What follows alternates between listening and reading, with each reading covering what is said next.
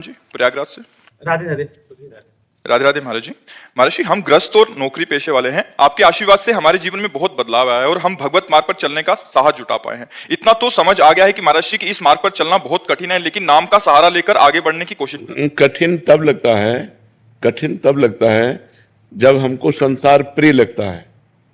प्रियता के कारण कठिन लगता है, नहीं तो भगवत मार्ग कठिन नहीं, बहुत सरल है, सत्य है, आनंदमय है, सुखमय है, जहां दुख का लेश नहीं, ऐसा भगवत मार्ग है। तो इसमें कठिन क्या है? कठिन तो संसार का मार्ग है। छल है, कपट है, चिंता है, शोक है, भय है, दुख है, मृत्यु है, ये कठिन मार्ग है। लेकिन इसको हम सरल समझ रहे हैं। विचार करके देखिए, सुखद मार्ग कठिन कैसे हो सकता है? दुखद मार्ग सरल कैसे हो सकता है? हम आपसे मित्रता करें, आप हमारे साथ कपट कर दें, छल कर दें, अविश्वास कर दें, लेकिन भगवान नहीं। भगवान अमंगल नहीं कर सकते, मंगल भवन है। विश्वास करो, हर क्षण है, सर्वत्र है तो यहां भी है, सब समय है तो इस समय भी है, सब में है तो मेरे में भी है, सबके हैं तो मेरे भी है। इसलिए भगवान का मार्ग कठिन लगता है पर कठिन है नहीं। संसार का मार्ग सुखद लगता है पर बहुत कठिन है। आज तक संसार किसी के हाथ में नहीं आया। बड़े बड़े हो गए, सम्राट हो गए, राजा हो गए, किसी के हाथ नहीं आया। सब खाली हाथ गए कि नहीं गए? और जो सतमार्ग में चला, सतमार्ग उसके हाथ में आया। भजन, साधन, तपस्या, लोकांतर में जहां भी जाएगा उसका सम्मान होगा, वो सुख प्राप्त करेगा। लेकिन जिसने अध्यात्म को स्वीकार नहीं किया, केवल लौकिक मार्ग को स्वीकार किया, मरने के बाद उसके हाथ क्या है? एक बार सिकंदर विजय करके जा रहा था तो एक संत नाचने लगे सामने। तो उसने कहा, क्यों नाच रहे हो? बोले, आज मुझे वीर बहादुर मिला है, वो तुम काम कर सकते हो जो आज तक किसी ने नहीं किया। बोले, हाँ बोलिए। तो एक सुई निकाली, कहा, मेरे कपड़े फट जाते हैं तो मैं एक सुई रखता हूं, क्या परलोक में मुझे ये सुई आप ले जाकर दे सकते हैं? तो उनका, मूर्ख हो क्या, परलोक में कोई कुछ ले जाता है क्या? तो बोले, फिर लाखों की हिंसा करते हो, तो जब तुम परलोक में एक सुई भी नहीं जा सकती तो तुम्हें लाखों की हिंसा क्यों करते हो? उसी दिन से दिमाग आ गया और उसने कहा, जब सिकंदर मरे तो दोनों हाथ अर्थी के बाहर कर देना कि सब लोग देख ले, इतना पराक्रमी वीर भी यहां से कुछ नहीं लेके जा रहा है। तो हाथ लगने वाली चीज तो अध्यात्म है, सुख देने वाली वस्तु तो भगवान के मार्ग की नाम, लीला, गुण, धाम, ये सब सुख देने वाली है। महाराज जी, मेरा एक प्रश्न था, मैं जानना चाहता हूं कि हमें करता नहीं है, हम दृष्टा बन के जीवन जीना चाहिए, किंतु नहीं जी पाओगे। अभी जब तक भजन नहीं होगा तब तक दृष्टा कैसे बन सकते हो? शरीर में पीड़ा है तो भोक्ता बन करके भोगना पड़ेगा, जब तक भजन के द्वारा वो स्थिति नहीं प्राप्त हुई है। जब भजन होता है और वो स्थिति प्राप्त होती है तो ऐसे पीड़ा महसूस होती है जैसे दूसरे शरीर में। उनके शरीर में पीड़ा है तो मुझे लग रहा है इनके शरीर में पीड़ा है, लेकिन वो व्यथित नहीं होता। काम आ रहा है तो हमारे अंदर नहीं आ रहा, वो मन के अंदर आ रहा है, हम उसके दृष्टा है, उसको कंट्रोल कर सकते हैं। अभी हमारे अंदर आता है ना कि हम ये भावना कर पाते हैं कि मन में काम आ रहा है। अगर हम कुछ देखना चाहते हैं तो ये भाव नहीं आता कि मेरी नेत्रेंद्री देखना चाहती है, भावता मैं देखना चाहता हूं। बस ये जब तक मैं मन और इंद्रियों से जुड़ा है तब तक दृष्टा भाव नहीं सिद्ध हो सकता।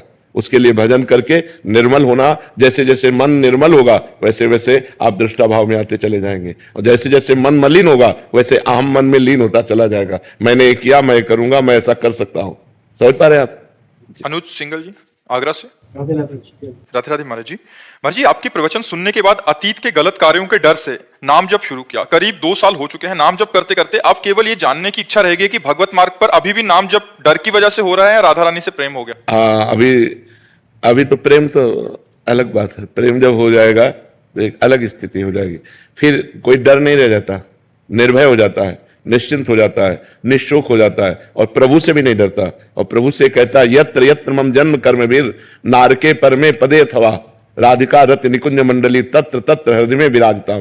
हे प्रभु, मैं आपसे ये नहीं मांगता कि मुझे नरक मत भेजना, मुझे चाहे नरक भेजना चाहे परम पद भेजना, मुझे इसकी परवाह नहीं, पर आप अपने परिकर सहित मेरे हृदय में रहें। जहां भी रहे मैं आपकी याद करता रहूं, आपकी याद में रोता रहूं, कहीं भी भेज दो आप। उसका डर खत्म हो जाता है। जब प्रेम आता है तो नरक से भी नहीं डरता, बस एक बात मांगता है कि मैं कभी आपको भूलूं नहीं।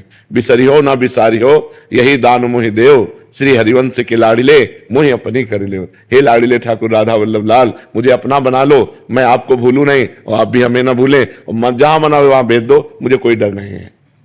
तो अभी प्रेम तो हम नहीं कह सकते, क्योंकि जिस समय प्रेम प्रकट होगा तो कुटुंब देह ते जाए छूट सब ही विधि ना। तो न शरीर की परवाह, न परिवार की परवाह, न नर्क स्वर्ग की कोई परवाह।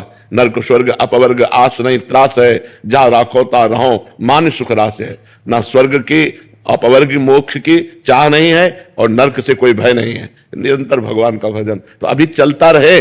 अगर ये निरंतर चलाते रहोगे तो प्रेम आ जाएगा, फिर आसक्ति हो जाएगी, फिर भजन के बिना जिया नहीं जाएगा। कोई चाह नहीं है पर भजन हम नहीं छोड़ सकते, भजन के बिना हम जी नहीं सकते, ऐसी स्थिति आ जाएगी। बहुत मंगलमय है, भगवान की बड़ी कृपा है कि आप भगवान के नाम में लग गए। देख लेना बहुत आनंद हो जाएगा, लोक और परलोक सब सुखी हो जाओगे, इस लोक में भी सुख और परलोक में भी सुख। जी।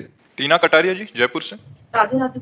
राधे राधे महाराज जी। महाराज जी क्या मेरे नाम जब से घर के बाकी लोगों को भी लाभ होता है? पूरा पूरा होता है, परिवार के सब जनों का मंगल शुरू हो जाता है। अगर एक भजन करने वाला हो तो पूरे परिवार का मंगल हो जाता है, पूरे परिवार का मंगल हो जाता है।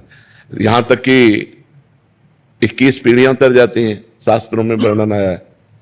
तो इससे ज्यादा क्या मंगल हो सकता है? अभी वर्तमान परिवार की तो बात जाने दो, पीछे की हमारी 14 आगे की 7 ये 21 पीढ़ियां तर जाती है। हाँ, तो फिर वर्तमान में हमारे परिवार का मंगल हो। वैसे भी समझ लो, एक आदमी क्राइम करता है, पूरा परिवार झकझोर जाता है, पूरे परिवार का अपमान होता है कि नहीं होता है? कहां गया बताओ, वो आदमी कहां गया? तुम उसके चाचा लगते हो, तुम्हें तो पता होगा ना, तुम उसके जीजा लगते हो, तुम उसके मतलब हर संबंधी हर जगह वहां पुलिस जाएगी और वहां जाकर के जांच करेगी, परेशानी पैदा करेगी। एक आदमी ने क्राइम किया, पूरा परिवार दुखी होता है, पूरा मोहल्ला दुखी होता है, पूरे रिश्ते नातेदार दुखी होते हैं। ऐसे ही अगर हम सही चलते हैं तो हमारे गांव वाले भी सुखी होते हैं। तो अगर हम एक धर्म से चले तो हमारा गांव सुखी, हमारा मोहल्ला सुखी, हमारा परिवार सुखी, उसके ऊपर प्रभाव पड़ता है। और एक आदमी अगर गलत चले तो पूरा गांव दुखी हो जाता है, पूरा मोहल्ला दुखी हो जाता है, पूरा परिवार दुखी हो जाता है, रिश्ते नातेदार दुखी हो जाते हैं। ऐसे हमारे भजन का प्रभाव पूरे परिवार पर पड़ता है।